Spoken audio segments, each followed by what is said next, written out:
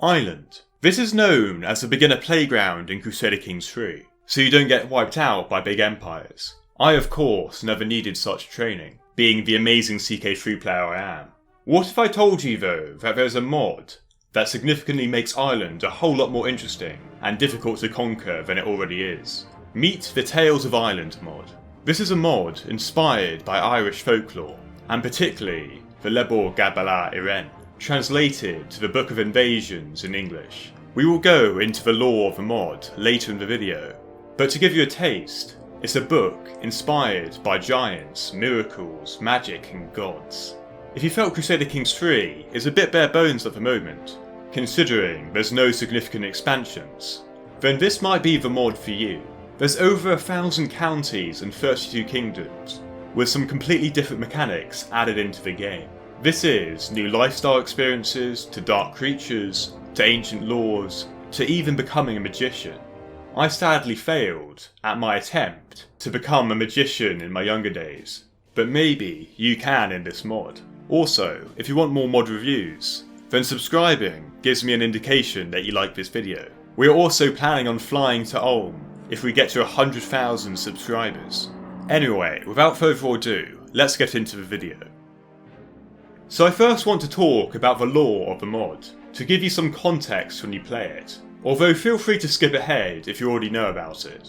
Ireland is the only Celtic country not to be invaded by the Romans, and so there's very little information of this mysterious place. The Romans in fact heard tales the Irish were cannibals, and weren't worth invading. The fact Roman presence did not exist on the island meant there are few written records on the early history of this place. Many historians debate if there's any accuracy to the Book of Invasions when it comes to writing about the early history of Ireland, but nonetheless it's an interesting piece of literature. The book suggests Ireland underwent 6 waves of invasions until it was populated. The first invasion was led by the granddaughter of Noah, Cessa. She brought 50 young women and 3 men to stay safe from the flood, although none were to survive, and it remained uninhabited for the next 300 years. Some other versions say a poet called Fintan survived, which is why we know her story, and he lived as a salmon for 300 years. What a life. The next set of invaders were the Partholinians, who were known to introduce farming, cooking and building. They attacked another invading group, known as the Fomorians. Both sides went to war, and the Fomorians were described as monstrous creatures. The Partholinians were also descended from Noah.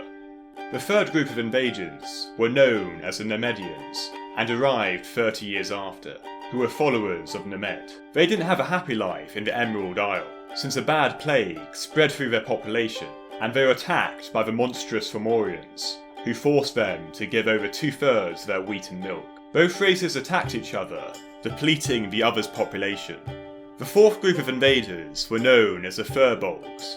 They freed themselves from Greek slave masters, and they went back to Ireland 230 years later. This race was often seen as inferior people, and strangely quite primitive. Their power lasted 37 years, and not much was known about them, only their interaction with other races. The fifth invasion of Ireland was done by the Tuatha De Danann. Like the Furbolgs, they also were descended from the Nemedians. The Danann learned all sorts of arts, philosophy, medicine, music, warfare, science and magic. They were scholars, bards, stewards, craftsmen and warriors. The descendants had gained magical powers.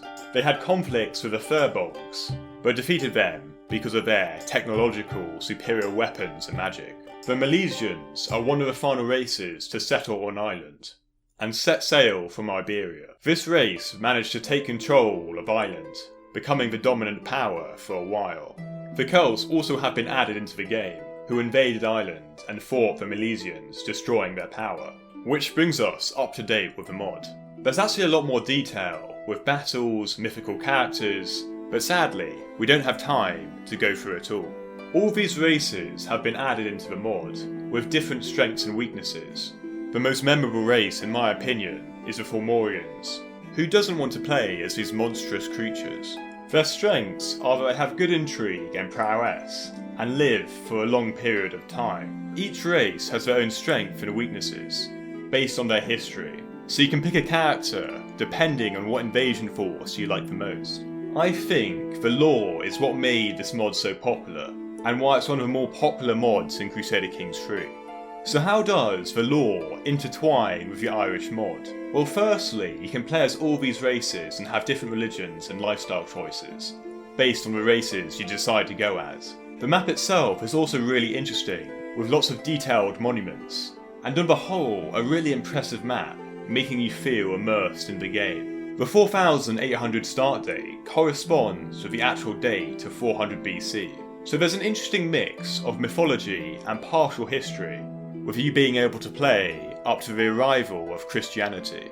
Because castle was seen as a measurement of wealth, in the mod you can have a casus belli to raid cattle from neighbouring kingdoms, which gives a bit of flavour to the mod. They've also added 3 new lifestyle choices, which are the Tales of War, the Tales of Abundance, and the Tales of Magic. The Tales of War gives you war perks, and the Tales of Abundance helps you with managing your kingdom. Given the fact races have negative opinions of each other, the Tales of Abundance might be key to keep your vassals in check.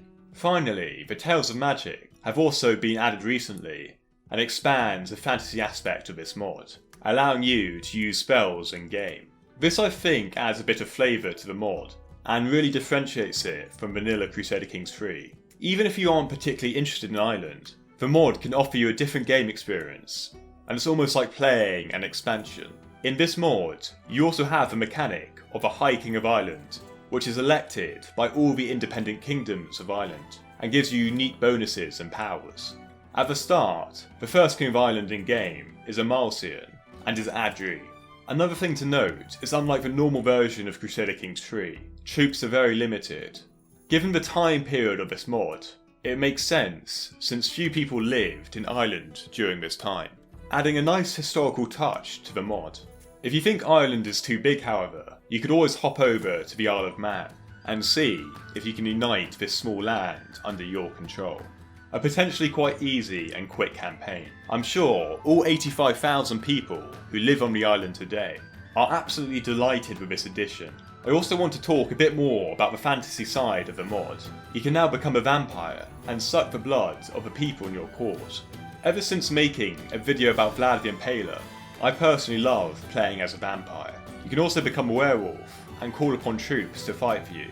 Finally, the succession laws are a bit different and allow your children to inherit equally, but I quite like this aspect and think it will add something interesting to the mod.